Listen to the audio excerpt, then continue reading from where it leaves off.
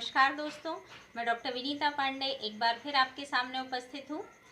अभी परीक्षा का समय है और कुछ विद्यार्थियों ने कुछ कमेंट किए हैं कि मैडम आप हमको सृजनात्मकता के बारे में बताइए और सारे जो यूनिट्स हैं उनको कवर करके जो इम्पोर्टेंट क्वेश्चन है वो बताइए। तो मैं आपके लिए इम्पोर्टेंट क्वेश्चन की ही सीरीज़ ला रही हूँ जो परीक्षा में आते हैं और 100% आते हैं। तो आइए आज हम बात करते हैं सृजनात्मकता की, जिसे हम क्रिएटिविटी कहते हैं। तो सृजनात्मकता से इससे संबंधित बहुत सारे प्रश्न पूछे जाते हैं कि जैसे सृजनात्मकता है क्या, इसकी परिभाषाएं बताइए, इसका अर्थ बताइए, इसकी विशेषताएं बताइए, सृजनात्मक बालक के गुण कौन से होते हैं, शिक्षकों के लिए सृजनात्मकता क्यों आवश्यक है और सृजनात्मकता में शिक्षक की भूमिका। तो ये जो मैं आपको बता रही हूँ सृजनात्मकता की अवधारणा में, आपको इन सभी प्रश्नों के उत्तर मिल जाएंगे। तो आइए हम देखते हैं। तो सृजनात्मकता शब्द जो है वो अंग्रेजी शब्द के क्रिएटिविटी से बना हुआ है और उसका हिंदी रूपांतरण है, जिसमें इसके शब्द के समांतर अगर हम देखें तो विधायकता, उत्पादन, रचनात्मकता और डिस्कवरी आदि शब्दों का प्रयोग हम कर सकते हैं। सृजनात्मकता वह धारणा है जिसमें उपलब्ध साधनों से नवीन या अनजानी वस्तु, विचार या धारणा को जन्म दिया जाता है। सृजनात्मकता से अभिप्राय है कि रचना संबंधी योग्यता, नवीन उत्पादन की रचना। तो ये सारी चीज़ें जो होती हैं, जो भी विद्यार्थी नई नई चीज़ों का सृजन करना जानता है या बनाना जानता है, तो उसको हम सृजनात्मकता के तहत ले सकते हैं।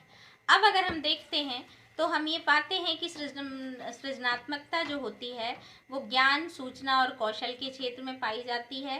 नवीन तथ्यों, सिद्धांतों का प्रतिपादन, सूचना ग्रहण कराने की नवीन प्रणालियाँ, नवीन वस्तु का विचार और इसकी प्रस्तुति जो होती है वो सारी सृजनात्मकता के अंतर्गत आती है। अगर हम इसकी परिभाषाओं को देखते हैं तब हम देखते हैं कि सृजनात्मकता वास्तव में किसी भी प्रकार की मौलिकता की क्रिया को घटित करती है। सृजनात्मकता मौलिक परिणामों को व्यक्त करने की मानसिक प्रक्रिया है। मतलब जो भी बच्चा होता है या व्यक्ति होता है उसमें वास्तव में आंतरिक जो मौलिक प्रवृत्तियां होती हैं, जिनमें कोई दिखावा नहीं होता, जिसका उसे वास्तव में ज्ञान होता है, उनको वो जो व्यक्त करता है, तो वही सच्ची सृजनात्मकता होती है। जेम्स रेवर ने लिखा है कि सृजनात्मकता जो होता है वो मुख्यतः नवीन रचना या उत्पादन को ही कहा जाता है। तो इस प्रकार से हमने कुछ परिभाषाएं देखी। अब हम जानते हैं कि सृजनात्मकता की विशेषताएं कौन कौन सी होती हैं। तो आइए हम जानते हैं, जिसमें अगर हम देखें तो सृजनात्मकता जन्मजात ना होकर के अर्जित की जा सकती है और सभी व्यक्तियों में विभिन्न प्रकार की तथा विभिन्न श्रेणी की सृजनात्मकता पाई जाती है।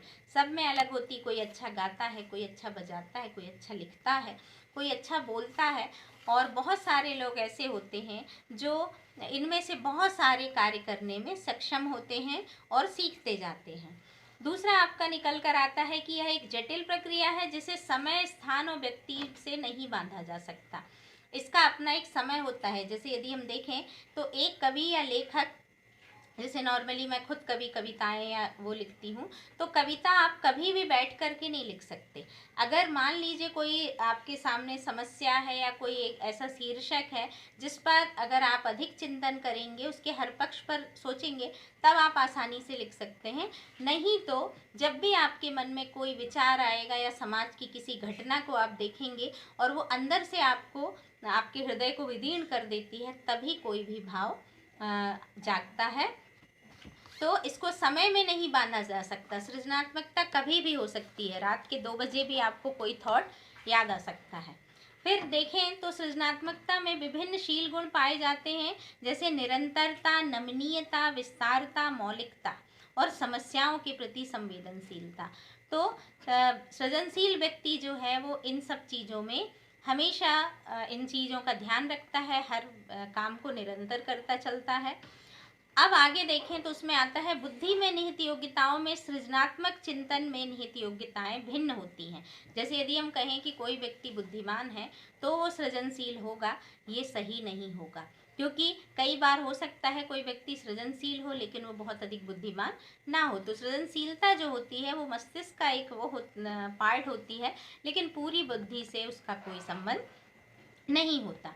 अब हम देखें तो पाते हैं कि सृजनात्मकता का प्रादुर्भाव अचानक नहीं होता, ये केवल बिजली की तरह प्रकट होती दिखाई नहीं देती। कभी कभी ये उसका जो उदय होता है वो कार्मिक होता है, धीरे धीरे हमको चीज़ें सामने आती, जैसे दिन निकलता है तो आपको सूर्य के दर्शन होते हैं। इसी तरह से प्रत्येक व्यक्ति की जो क्रियाशीलता है वो आपको धीरे धीरे दिखाई देती है, और उसको देखने का विज़न आपका सकारात्मक होना चाहिए। फिर जीवन के आरंभ से ही सृजनात्मकता का प्रादुर्भाव हो जाता है, और सामाजिक पर्यावरण पर इस बहुत ज़्यादा निर्भर करता है कि मान लीजिए कोई व्यक्ति सृजनशील है, कोई अच्छा गाता है और वो गाने के क्षेत्र में जाना चाहता है, और आप अगर उसको वहाँ पर रोक देते हैं तो उसकी सृजनात्मकता जो होती है वो ख़त्म हो जाती है। कोई मान लीजिए बहुत अच्छा भोजन बनाता है और तरह तरह की डिशेस बनाना चाहता है और उसकी आवश्यकताओं की पूर्ति नहीं हो पाती, तो उसकी सृजनात्मकता जो है वो कम होती जाती है। तो आपका परिवेश और पर्यावरण कैसा मिलता है इस पर भी सृजनात्मकता निर्भर करती है। फिर सृजनात्मक चिंतन संबंधी योग्यताओं का विकास जो होता है अन्य योग्यताओं से भिन्न होता है, और यह एक प्रक्रिया होती है। यह उत्पादन नहीं होता कि इसे आपने उत्पादित कर लिया, ये धीरे धीरे प्रक्रिया होती है जिसमें व्यक्ति अपने कार्य को करता चलता है। फिर अगर हम देखें तो सृजनात्मकता चाहे लिखित हो, चाहे मौखिक हो, या मूर्त हो या अमूर्त, ये प्रत्येक व्यक्ति के लिए अभूतपूर्व होती है, जिसका स्थान कोई नहीं ले सकता। कोई भी व्यक्ति अगर कोई सृजन करता है तो उसको बहुत ज़्यादा खुशी होती है, और उसका मूल जो है वो कोई नहीं होता। फिर सृजनात्मकता एक प्रकार की नियंत्रित कल्पना है, जिससे किसी न किसी उपलब्धि को निर्देशन प्राप्त होता है। तो कोई भी व्यक्ति यदि सृजनशील है तो वो नियंत्रित होकर जब कोई कार्य करता है तो उसको उपलब्धि अवश्य मिलती है। तो ये आपके सृजनात्मकता के आपके गुण और विशेषताएं हैं। अब अगर हम देखें तो हमें ये भी देखना है कि सृजनात्मक बालक की पहचान आप कैसे करेंगे। तो इसके लिए मैं आपको अगले वीडियो में बताऊंगी कि सृजनशील बालक की विशेषता क्या है, और एक अध्यापक के रूप में आप सृजनशील बालक को कैसे बनाएंगे या उसकी पहचान कैसे करेंगे। आज के लिए बस इतना ही। धन्यवाद।